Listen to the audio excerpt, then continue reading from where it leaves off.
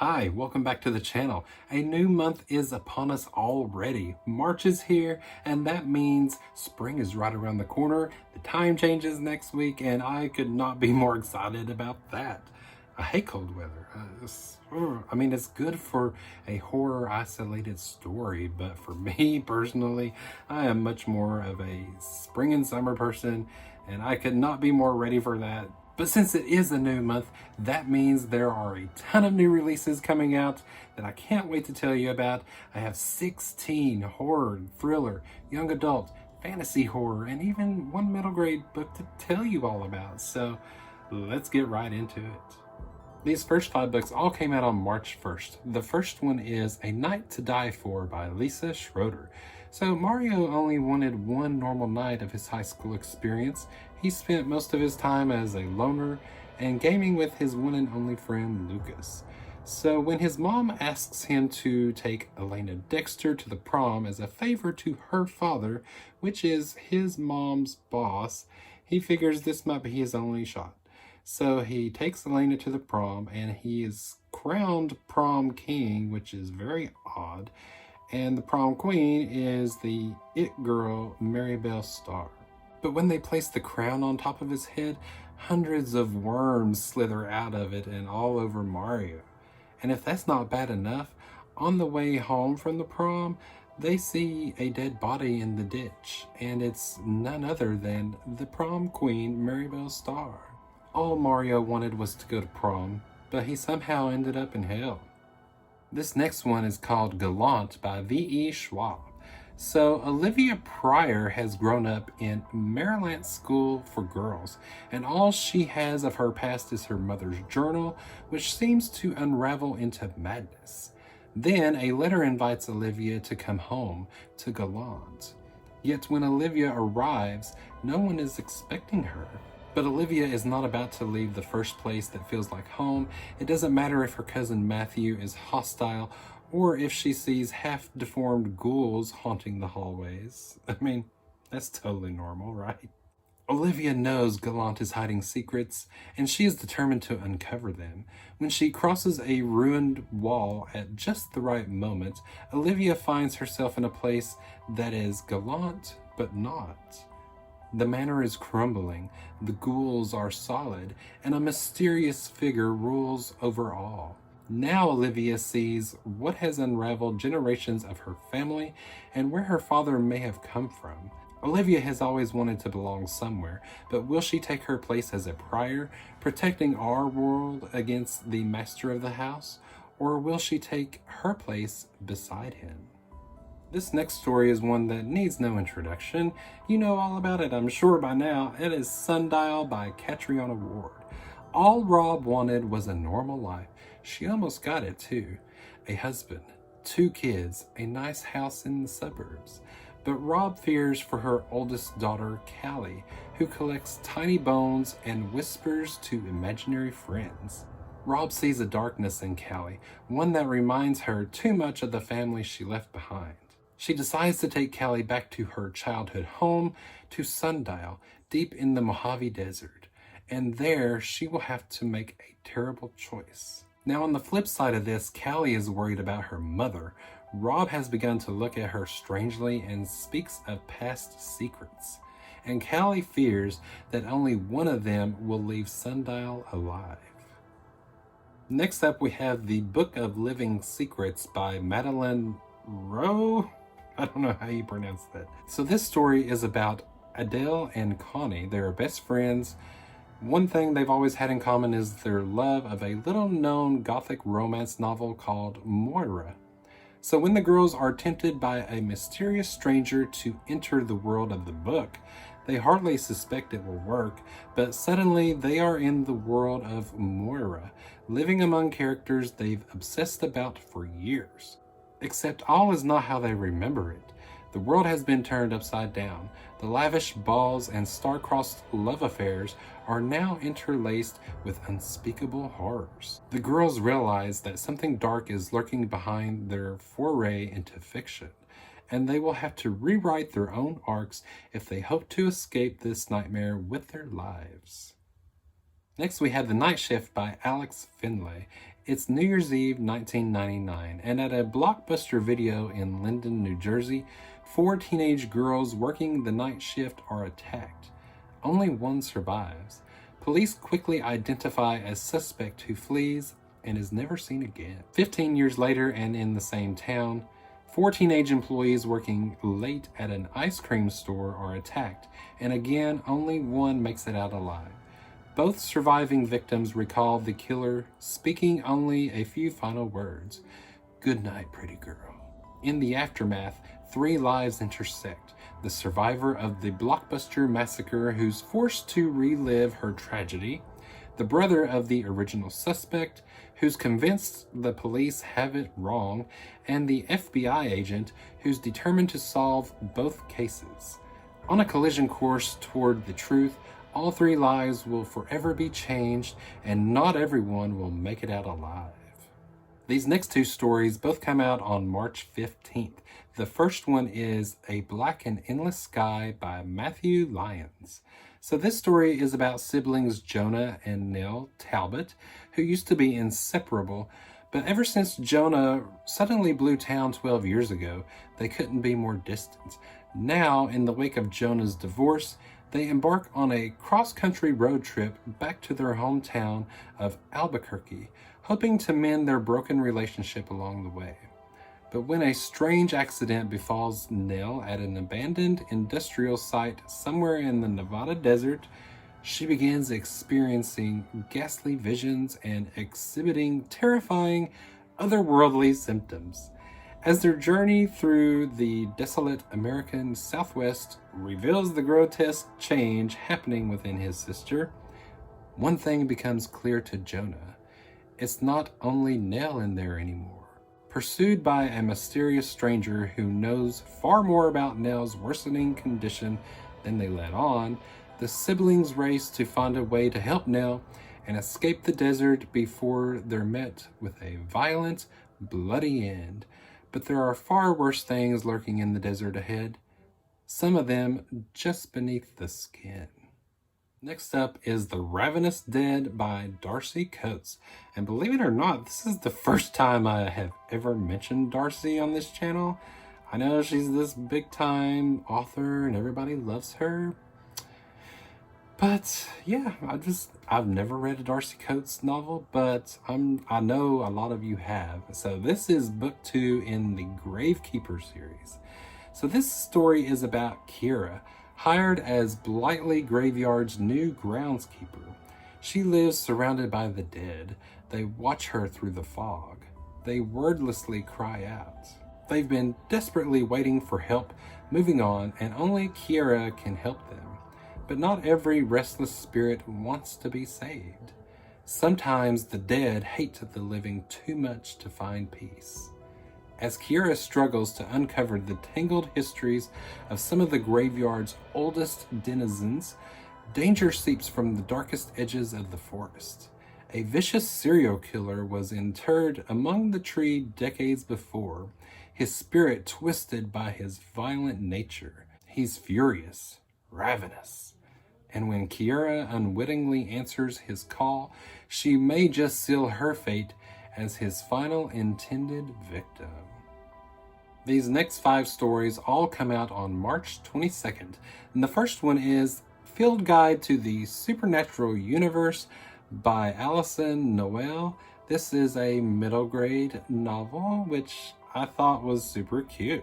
So this is a story about Max, and when he first started seeing ghosts, he mistakenly assumed everyone else could see them too.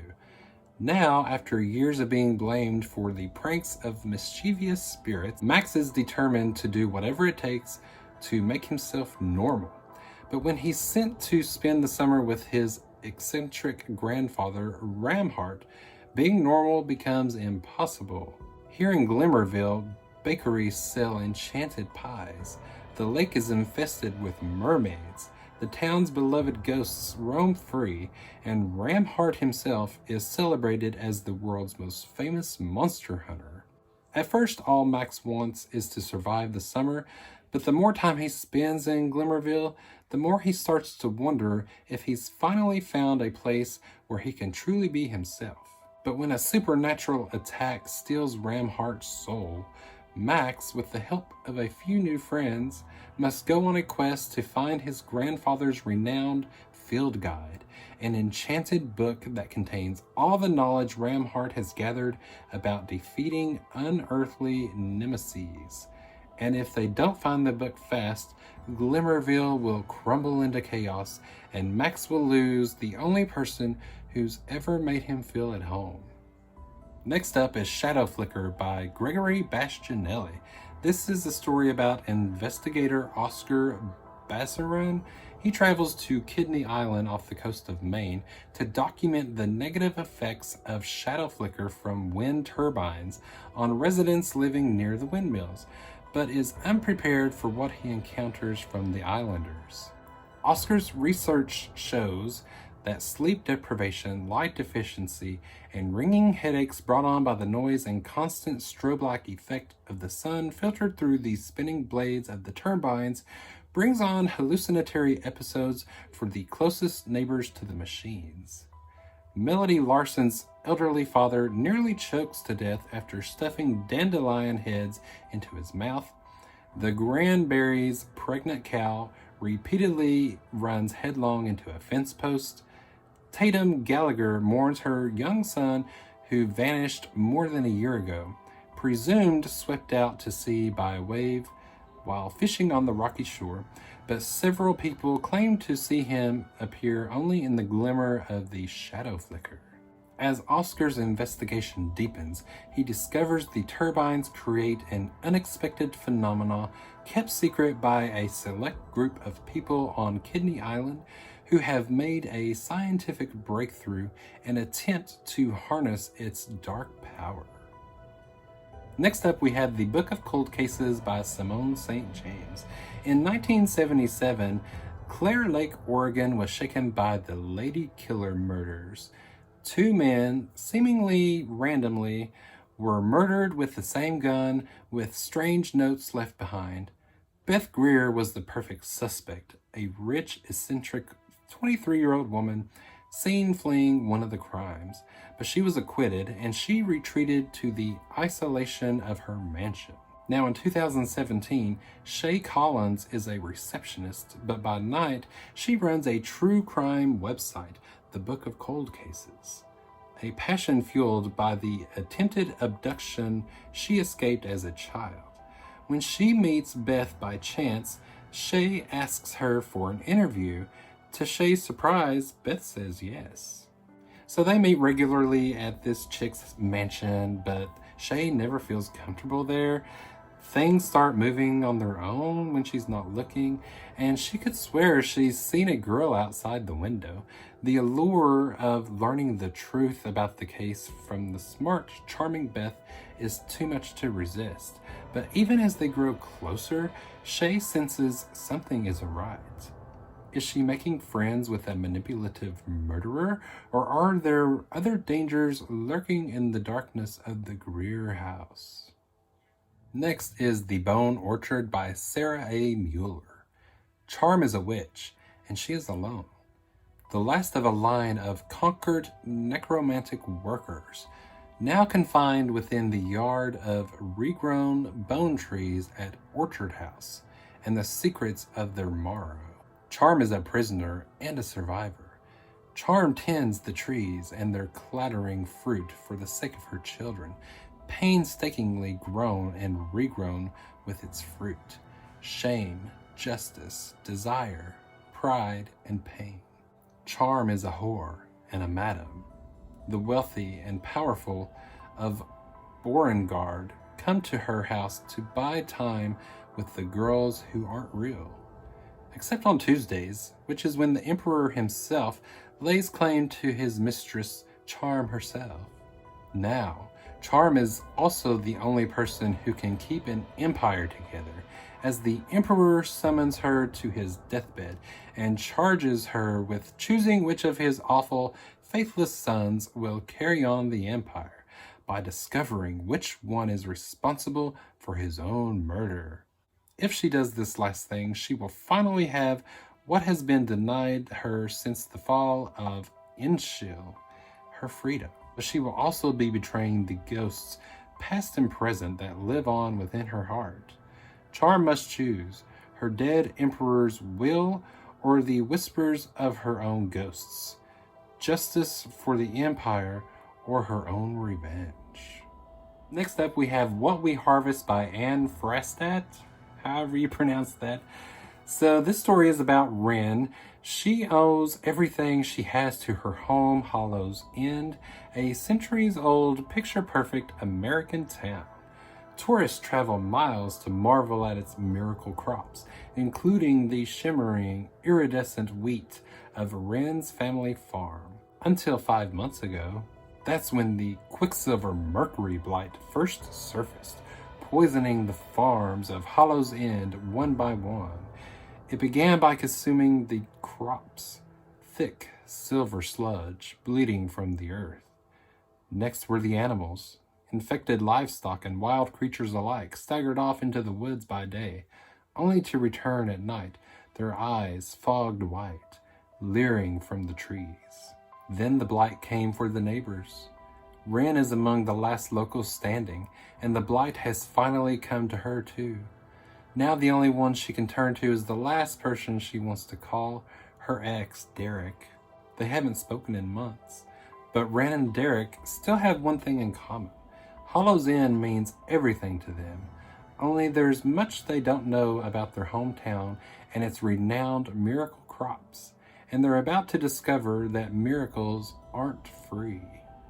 The last 4 books on this list all come out on March 29th. The first one is All the White Spaces by Wilkes. In the wake of the First World War, Jonathan Morgan stows away on an Antarctic expedition, determined to find his rightful place in the world of men.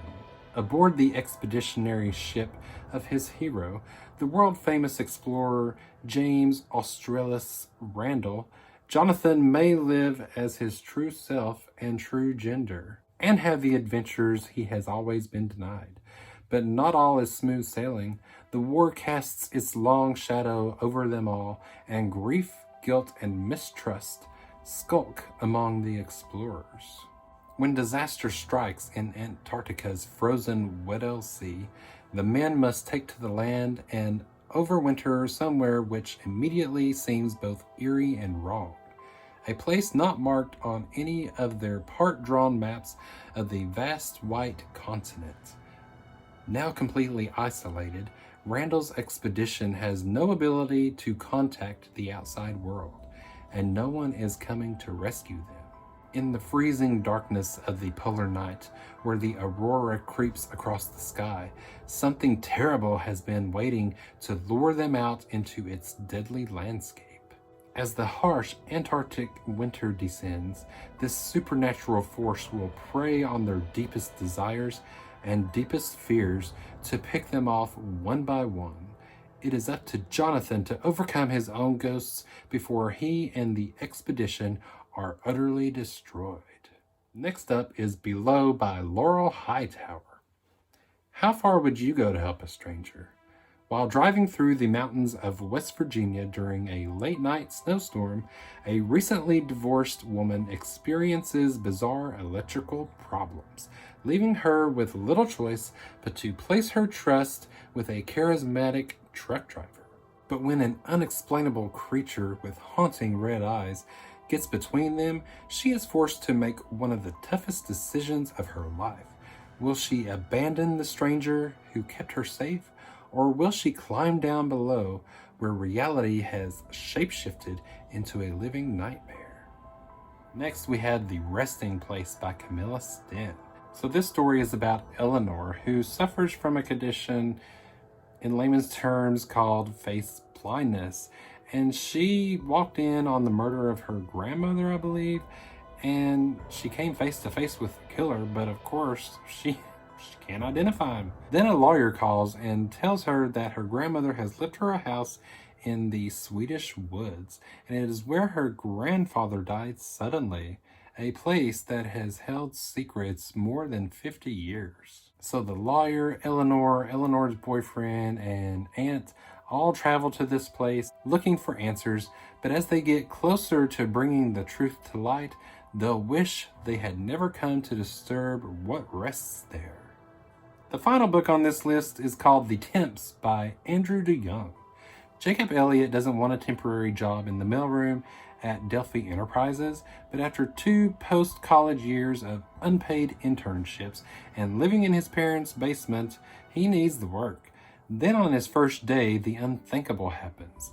Toxic gas descends on a meeting in Delphi's outdoor amphitheater, killing all the regular employees and leaving Jacob stranded inside the vast office complex. He soon runs across other survivors, Lauren, the disillusioned classics major who's now writing online personality quizzes, Swati, the fitness instructor trying to escape a toxic relationship, and Dominic, the business school student who will do almost anything to get ahead. Stranded in the wreckage of the company that employed them, the Temps band together to create a miniature world that's part spring break, part office culture, until a shocking discovery disrupts the survivors' self-made paradise and drives them to uncover the truth behind the mysterious corporation that employed them and the apocalypse that brought their world to an end. So there you have it. There are 16 brand new releases for you to put on that ever-expanding TBR. You can blame me, I don't mind.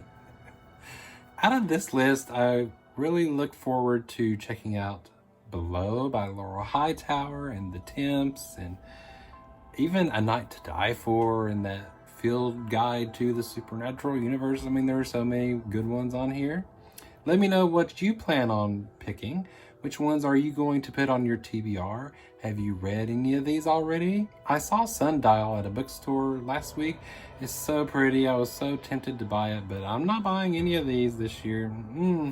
I've got other things to read, but I am definitely going to keep up with all the new releases. That way, at the end of the year, I can gauge audience reactions to these stories and pick a few of them to read next year. So thank you all so much for watching. I hope you have a wonderful day. Come back and see me next time. And until then, keep turning those pages and adding to your TBR. Bye.